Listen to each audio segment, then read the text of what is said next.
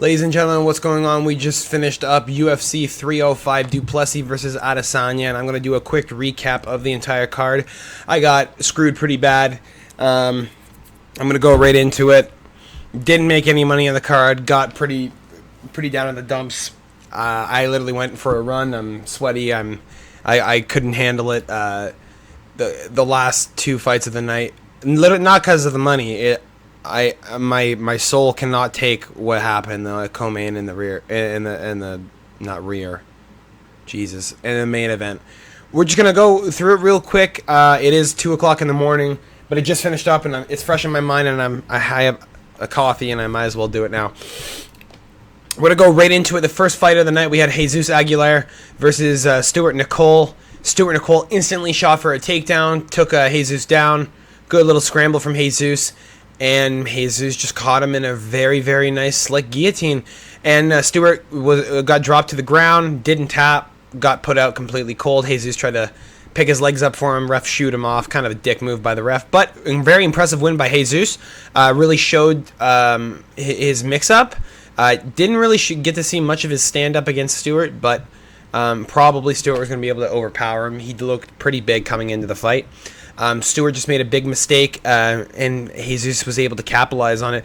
I'm not sure if this really goes into like a very impressive win. I mean, he was overweight. I think he kind of is, because it's only 24 hours to gain weight back in Australia. I kind of think he might have took that as an advantage and abused the system a little bit. But I'm not sure if that helped him or not.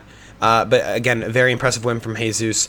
Under 1.5 rounds hit, and it was everyone thought it was going over 2.5, including myself. Next on the prelims, we had Kenan Song versus Ricky Glenn. Ricky Glenn looked like shit coming up from 155. He weighed in at 171, looked a little chubby, had a little bit of a pouch. Kenan Song looked kind of trash. He looked like he gassed out after 4 minutes in the first round, stopped throwing the big combinations.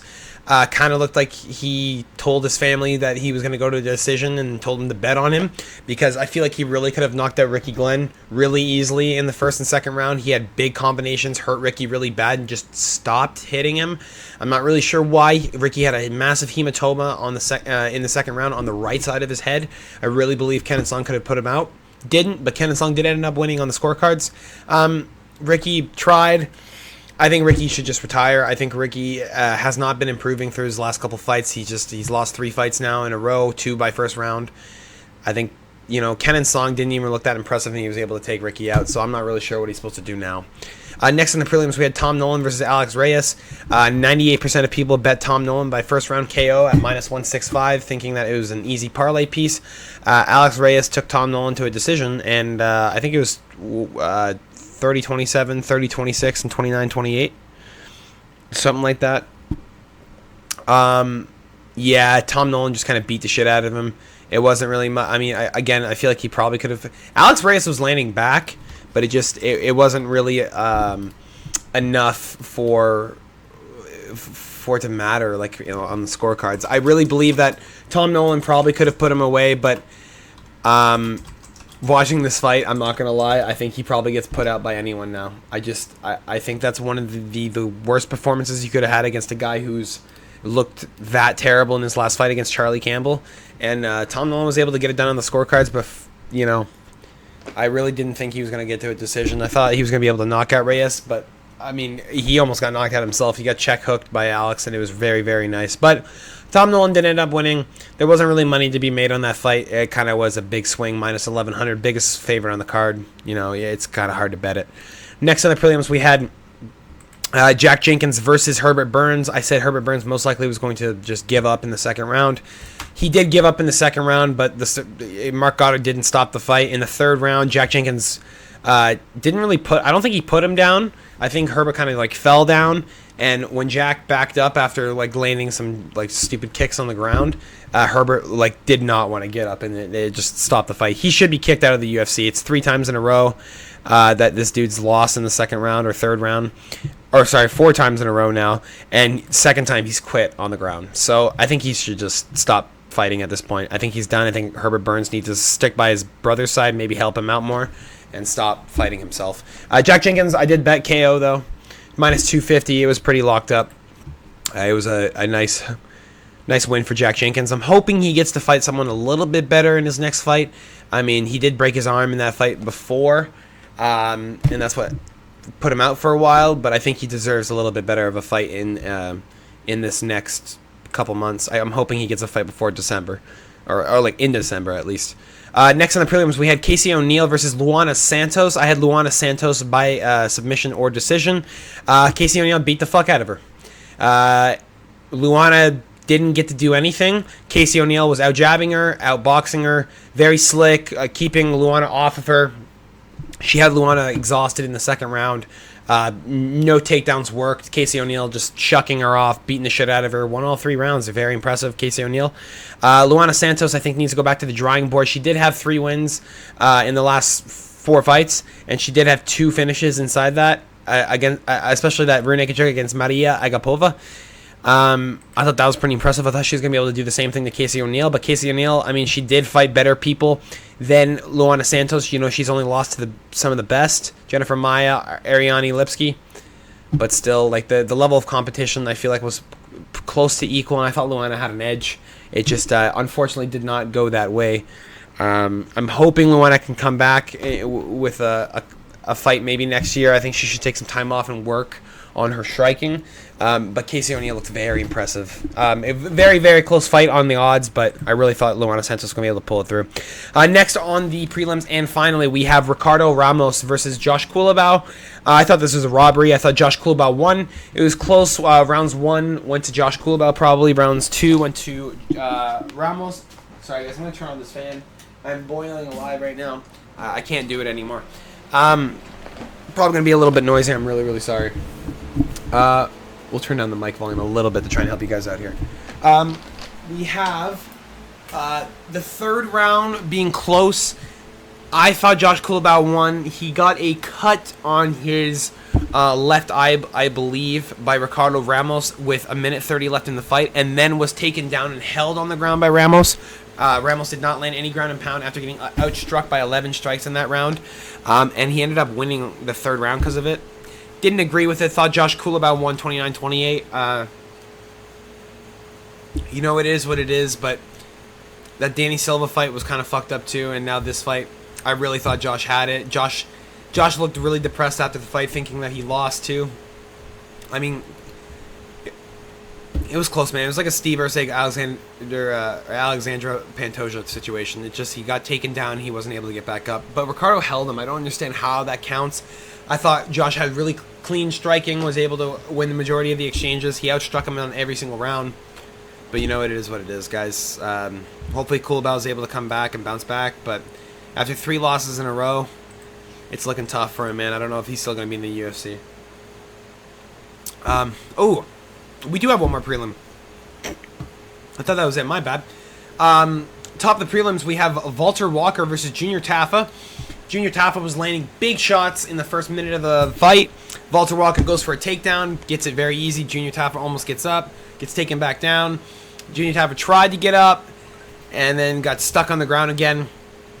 Walter Walker, with a minute left, was starting to work a little bit on submissions, and then with like 30 seconds left, or 20 seconds left, he rolled for a heel hook, and he got it. Junior Taffa tried to roll, started screaming, and that was a verbal tap enough to end the fight by verbal submission due to heel hook. And Walter Walker comes off with his first win in the UFC. Pretty impressive, but, I mean, Junior Taffa's kind of a bum. He's a brawler. He's 5-3. He's not really that good. He's just a guy they have in the UFC because heavyweight's kind of just shit territory at this point. He came in at 244 when the max is 265.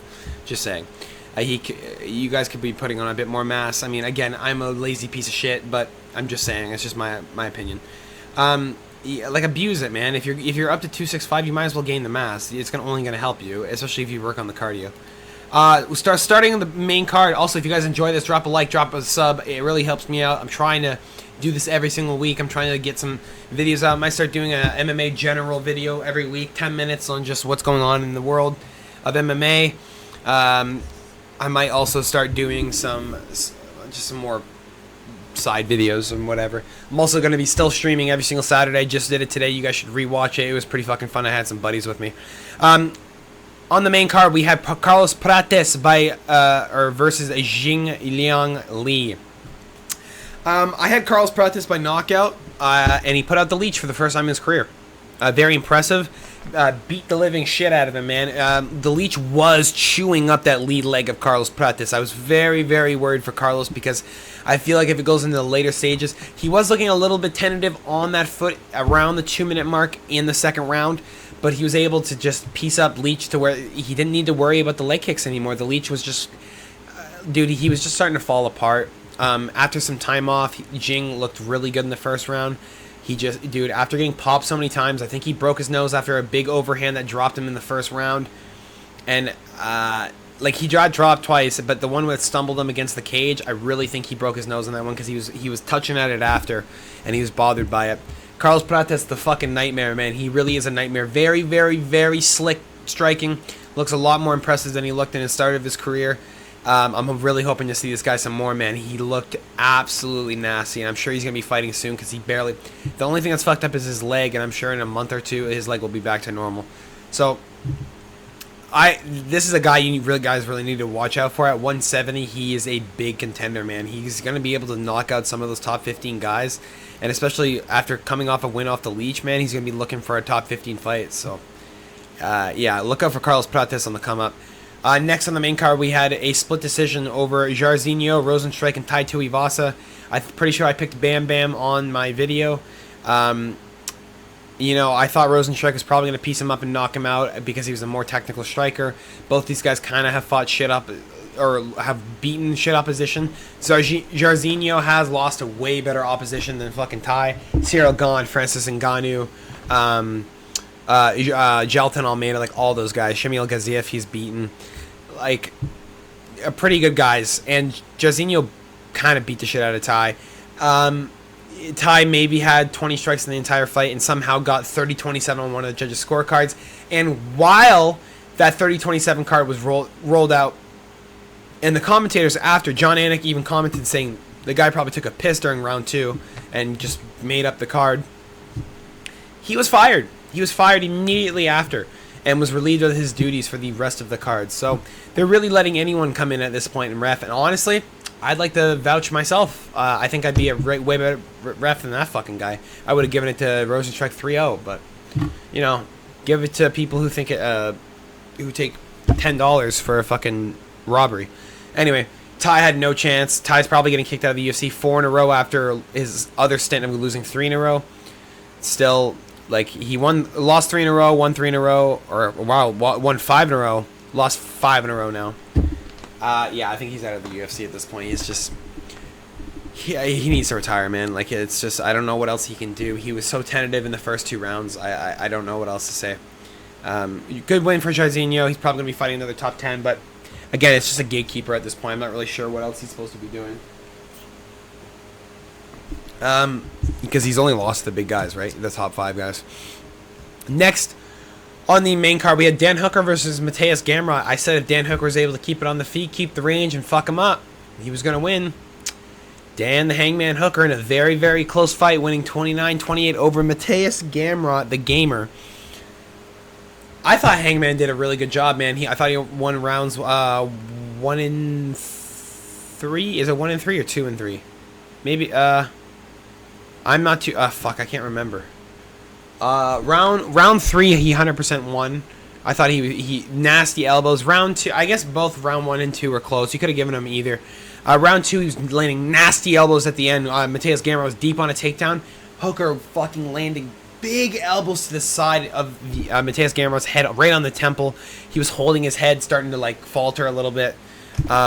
Just very impressive striking from Dan Hooker. Mateus Gamrot looked really, really clean in that first round, man. He came out swinging big strikes. Definitely. Okay, that was it. I think Dan won round 2 and 3. Gamrot came out swinging in that first round, and I think he got a little bit tired because when you swing like that, man, and you're a chain wrestler and you try to chain wrestle, your arms are getting tired. You're not used to swinging like that. And Gamrot was swinging because Dan was offering it. So, Dan with a very, very impressive win, man. I really thought he was going to be able to knock him out. I thought it was close. He had Gamrot hurt really, really, really bad a couple times there, but ended up winning on the scorecards, which I thought was the right decision. A lot of people had Mateus Gamrot by decision. Vegas made a lot of money tonight, boys, especially on this next one. Co-main event, Kai Kara France versus Steve Asher Boy Erceg. Kai Kara France knocked out Steve Erceg.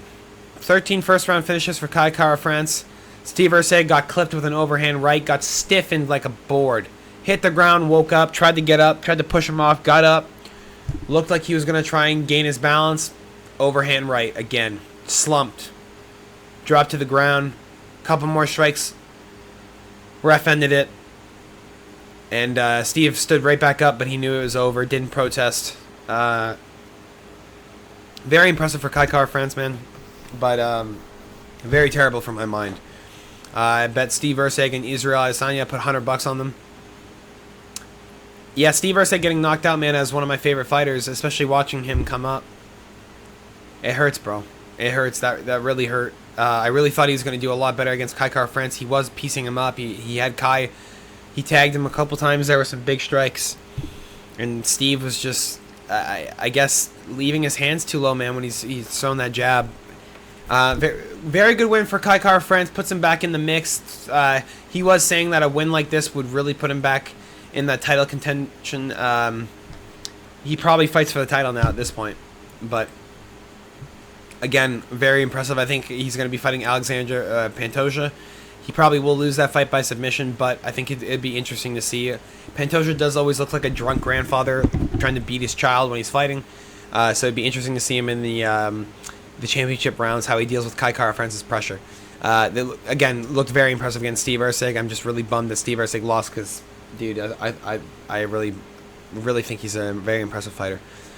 Next in the main event, again, guys, if you didn't drop a like already, we have Dricus du Plessis still knocks versus Israel, the last style bender, Adesanya.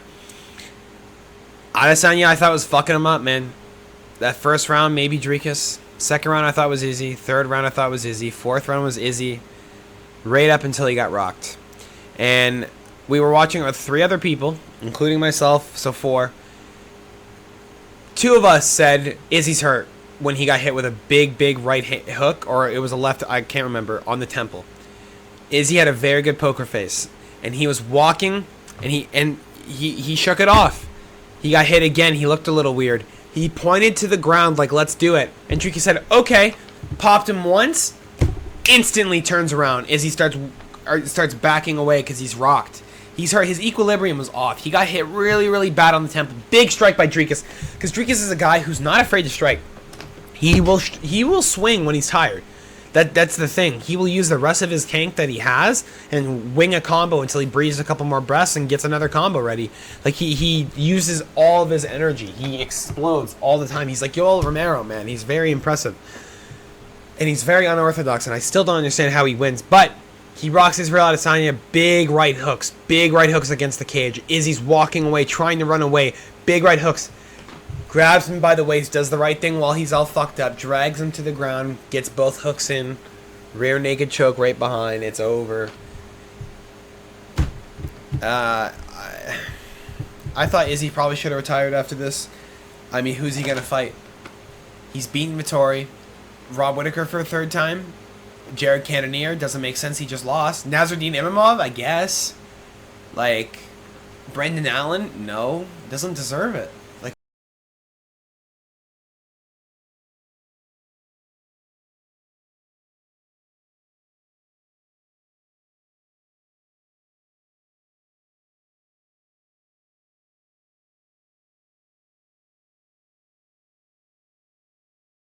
I'm not sure how much of that cut off because my mic wasn't working, but Izzy versus Dricus, man, like, it's a bummer.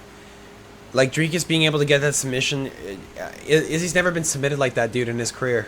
No one's been able to do that to Izzy. It's just it's the end of an era, man. Volk, Kamaru Usman, Izzy, you're seeing all these guys. It's a change, man. It's a changing of the guard. Dricus still knocks will probably beat everyone in middleweight for a long time now, and I'm gonna have to jump on the train because who else are you supposed to jump on, man? Rob got knocked out by him. He'll probably do it again. He's not afraid to swing, and Rob's a karate fighter, man. He likes pointing. And he'll go for those crazy kicks after rocking you. He was very impressive against Iskaram, but, like, it's close, man, very close. That's all I got for you guys, though. Hopefully you guys enjoyed. My picks were very bad, but I had a very good time streaming it for you guys. I had a very good time with the full card commentary. Again, these are just picks. Hopefully you guys bet it at your own regard. Hopefully you guys still won some money. I didn't win shit, but I did hit on Prates and Jack Jenkins and Kenan Song. That wasn't too bad, but I missed on Jesus Aguilera. That was the guy I was going to bet. Missed it. Whatever. It is what it is. Hopefully I see you guys around for the next week. Caio Brajalo versus Jared Cannonier. I'll go through that card probably Tuesday or Wednesday. Other than that, that's all I got for you guys. Peace.